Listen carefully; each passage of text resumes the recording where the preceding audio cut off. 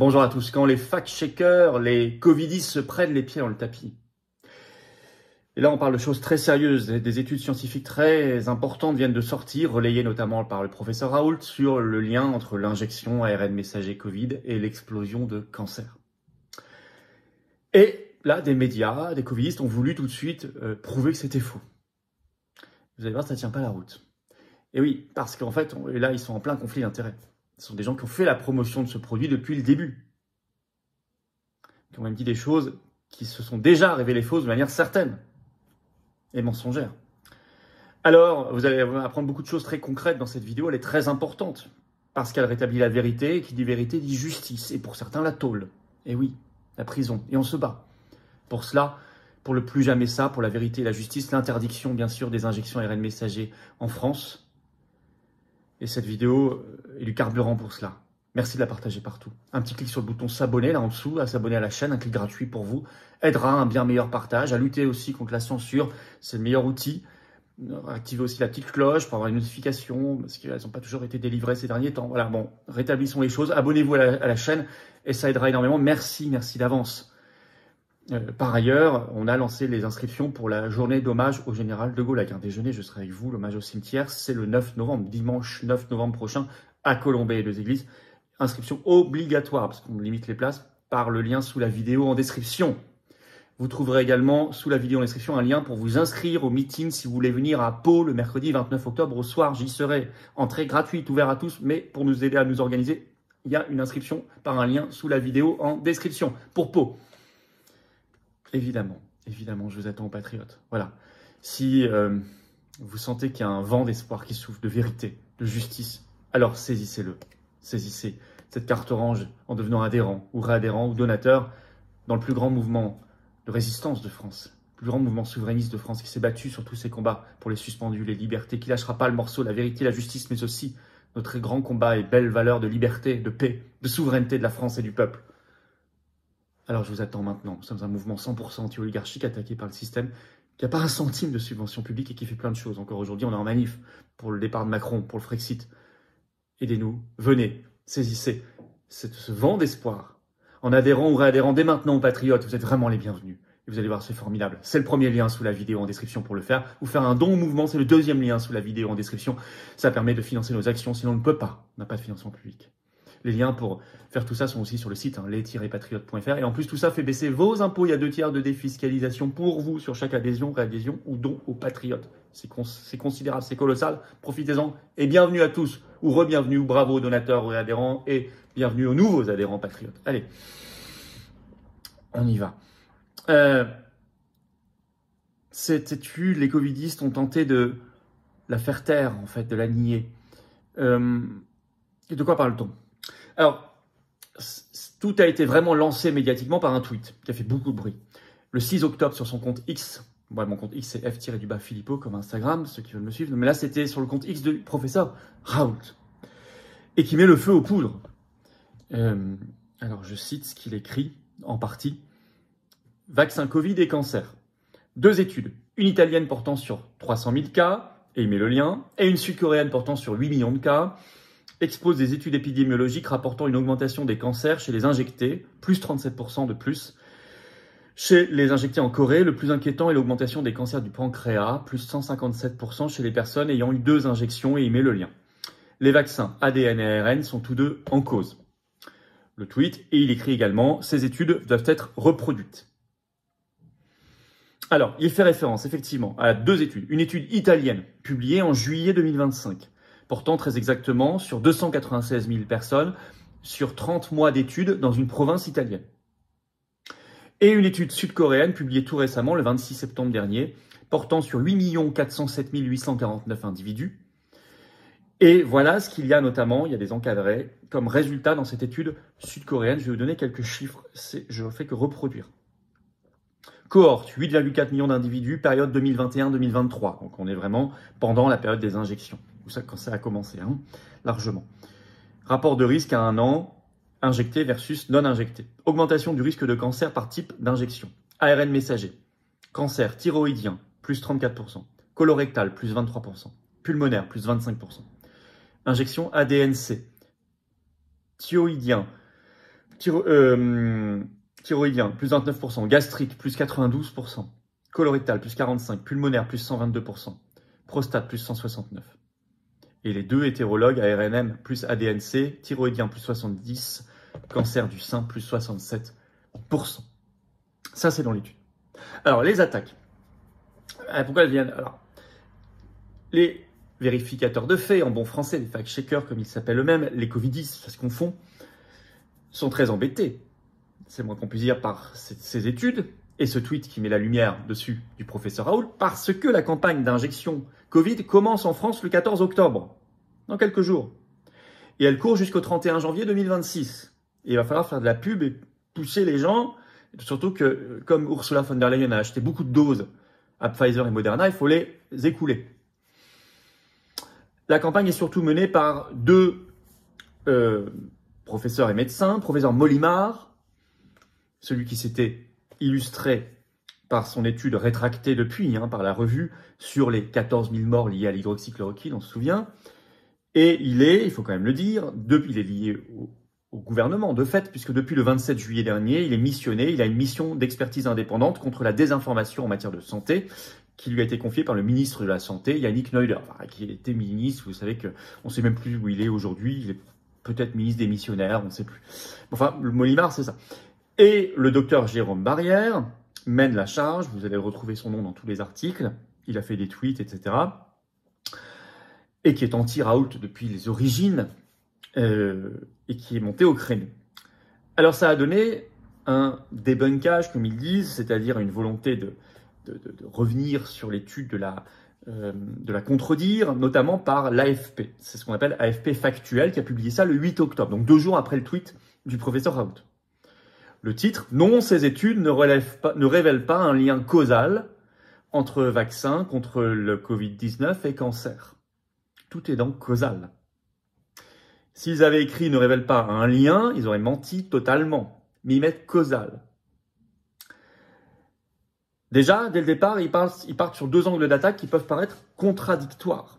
Je cite, « Les auteurs de ces études ne tirent pas ces conclusions. » Donc d'abord, ils se fondent sur l'étude. Puis ensuite, « Et ces recherches comportent de nombreuses limites méthodologiques. » Il faut savoir, soit on se fonde sur l'étude pour démontrer qu'elle montre autre chose, soit on estime que l'étude est mal faite. Mais c'est un peu compliqué de naviguer sur les 2 arguments. Déjà, il y a un truc qui est un peu bancal. Alors, il dit, les auteurs de ces études ne tirent pas ces conclusions sur le lien causal. Oui, mais elle parle quand même de lien. Alors, on nous dit causalité n'est pas corrélation, ça, on les connaît par cœur, ils nous ont dit ça 100 fois. Oui, mais si on voit une corrélation, il faut quand même l'étudier. Il n'y a quand même pas rien, il y a quelque chose.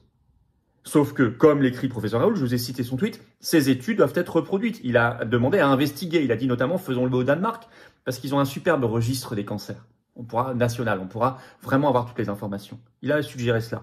Donc là, ils contredisent faussement Raoult, puisque Raoult n'a pas dit autre chose. Il appelle à investiguer.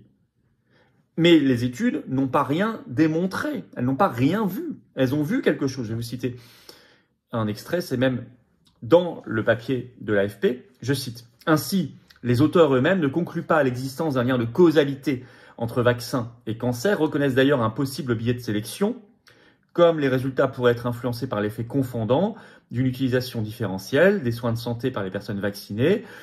Ils doivent être considérés comme préliminaires et des données supplémentaires sont absolument nécessaires pour élucider l'association potentielle entre la récidive du cancer et la vaccination contre le Covid-19, écrivent-ils.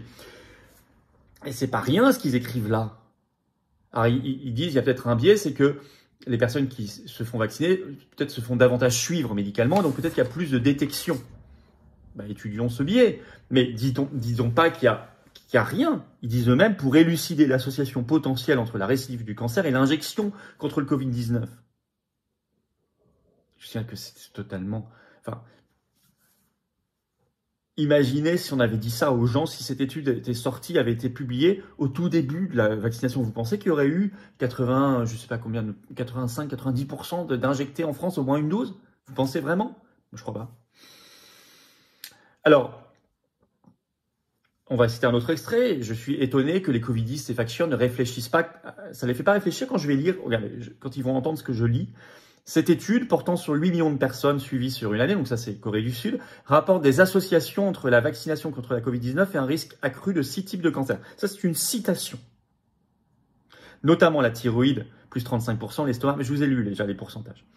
Donc, estomac, colorectal, poumon, sein et prostate. Cependant, certains chiffres cités par Didier Raoult, une augmentation des cancers de 37% chez les personnes injectées en général et une augmentation des cancers du pancréas de 157% chez les personnes ayant eu 2 injections, n'ont été retrouvés ni par l'AFP ni par le docteur Barrière. Car oui, le docteur Barrière, il est en fait à la source quasiment de cet article de l'AFP. Ah, ils disent on n'a pas trouvé la donnée sur le cancer du pancréas, plus 157% qui est dans le tweet de Raoult. Or, il faut aller lire leurs collègues de 20 minutes. Parce que 20 minutes a sorti aussi un article sur ces études le 9 octobre, et eux ont trouvé ces données. Eh oui, alors je cite 20 minutes. L'étude dont il est question observe bien une hausse du rapport de risque de cancer du pancréas, 20 minutes, virgule, entre parenthèses, 2,25 par rapport à une base de 1. Bon, donc on est 2,25 par rapport à 1. Bah oui, c'est Raoult l'a transcrit en pourcentage, plus 150, plus 157%. On y est. 2 par rapport à une base de 1, c'est plus 100%. Cependant, ce chiffre est à prendre avec des pincettes, écrit 20 minutes. Dès le début de l'étude, les auteurs précisent que les résultats sont proposés de manière hypothétique, ne sont que des associations de données, oui. Aucune preuve scientifique donc. Ça, c'est une phrase qui est déjà un petit peu trop péremptoire. La conclusion est d'ailleurs écrite au conditionnel, comme beaucoup d'études. La vaccination contre la Covid-19 pourrait être associée à un risque accru de cancer. Enfin, c'est quand même pas rien d'écrire ça, excusez-moi. Encore une fois. Alors, même l'AFP elle-même écrit des choses terribles qui viennent de l'étude elle-même, je cite.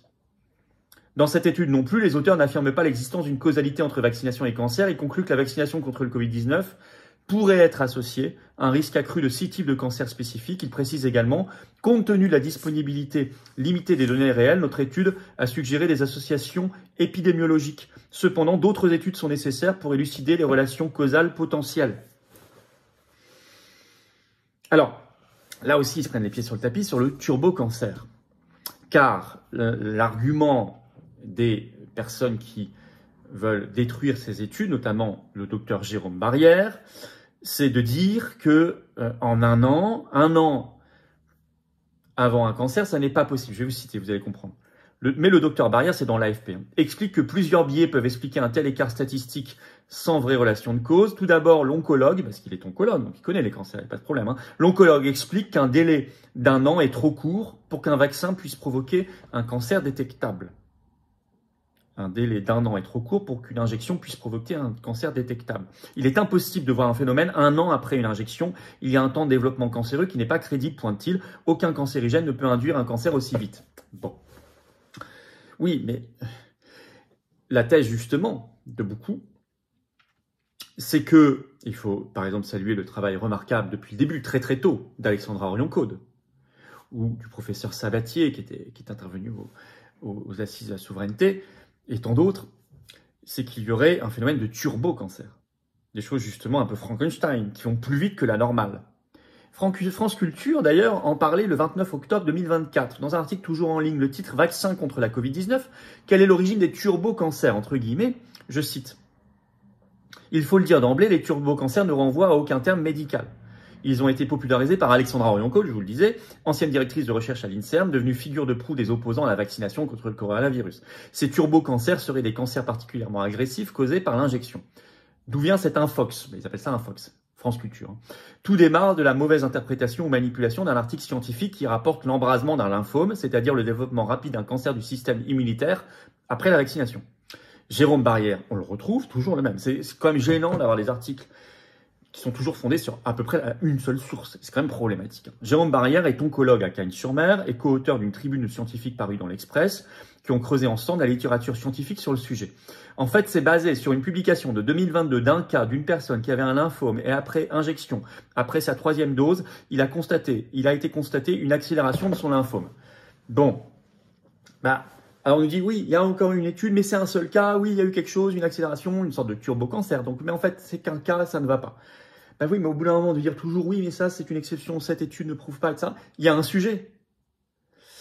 Et d'autant qu'il n'y a pas eu que cette étude italienne et sud-coréenne récemment. Il y a une étude sortie le 3 octobre dernier dans le journal Dermatological Science, JDS, sur la dermatologie, la peau.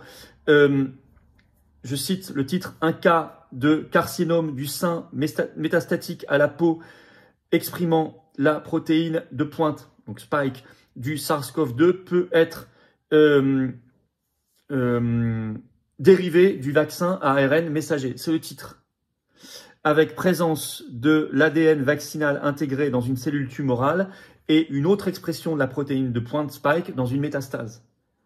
Alors encore là, oui, c'est une étude, c'est rien. À force de mettre de côté ce qui nous dérange, ça devient problématique.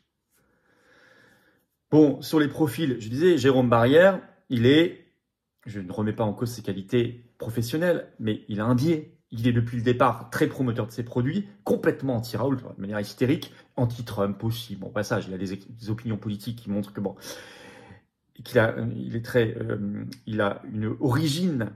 Il ne parle pas de nulle part, évidemment. Et Molimar, qui était aussi à manœuvre. Bon, un de ses faits d'armes, j'ai cité l'étude rétractée sur les 14 000 morts de l'hydroxychloroquine, mais il y en a un autre, un article toujours en ligne du 16 mars 2021 dans l'Express. Le titre, Mathieu Molimar, 2 points, nous n'avons pas de signal inquiétant sur le vaccin AstraZeneca. Bon, vous savez qu'il a été retiré ensuite de la vente. Bon, bref, il y a des procès et tout sur ce vaccin. Voilà, bon, ça, c'est leur fait d'armes. Donc, je veux dire, le problème, c'est que la vérité explose, c'est tout, et en face, il se noie, c'est tout, et qu'il faut toute la justice, il faut aller au bout, et pour certains, la tôle. Et il faut interdire les injections ARN messager en France. C'est le combat des patriotes, c'est dans notre projet. Et on lâchera pas le morceau avec vous, grâce à vous. Merci de partager déjà cette vidéo, un petit clic sur le bouton s'abonner, un petit clic gratuit, s'abonner à la chaîne aidera à un bien meilleur partage, la vidéo sera plus visible, merci d'avance, pensez-y. Sous la vidéo en description, il y a 2 liens intéressants notamment. Si vous voulez venir à Pau, je fais une réunion publique le soir du mercredi 29 octobre, c'est entrée gratuite, mais il faut vous inscrire. Et puis on a lancé les inscriptions pour la journée d'hommage au général de Gaulle à Colombey et les églises, on déjeune ensemble, c'est le 9 novembre bien sûr, dimanche, inscription obligatoire sous la vidéo par un lien en description. Et évidemment, vous aurez toujours la pétition nationale Macron dehors, signez-la, partagez-la, et je vous attends aux patriotes. Voilà, si vous voulez la vérité, la justice dans ce combat, le mener avec moi, avec nous donner de la force, alors adhérez dès maintenant, vous réadhérez, ou faites un don à un mouvement qui n'a pas un centime de financement public, je vous le rappelle, et qui est pourtant le plus grand mouvement de résistance de France, le plus grand mouvement souverainiste de France, présent en métropole, outre-mer, à l'étranger, il n'y a pas de problème, vous pouvez nous rejoindre partout. Vous pouvez donc adhérer ou réadhérer aux patriotes dès maintenant par le premier lien sous la vidéo en description. Bienvenue, vraiment, le combat il est là. Ce lien, je le mets également en commentaire épinglé, une petite fiche sur l'écran maintenant et dans quelques secondes un lien sur l'écran. Faire un don au mouvement nous permet de financer nos actions concrètes, sinon on ne peut pas, et personne ne les fera à notre place. Procès, manif et tout le reste, c'est le don au mouvement, c'est le 2e lien sous la vidéo en description. Les liens sont aussi sur le site les-patriotes.fr et tout ça fait baisser vos impôts. Il y a 2 tiers de défiscalisation pour vous sur chaque adhésion, réadhésion ou don. Ça fait du bien de faire baisser massivement ses impôts au passage. Bravo aux donateurs, aux réadhérents, bienvenue aux nouveaux adhérents patriotes. Vive la France!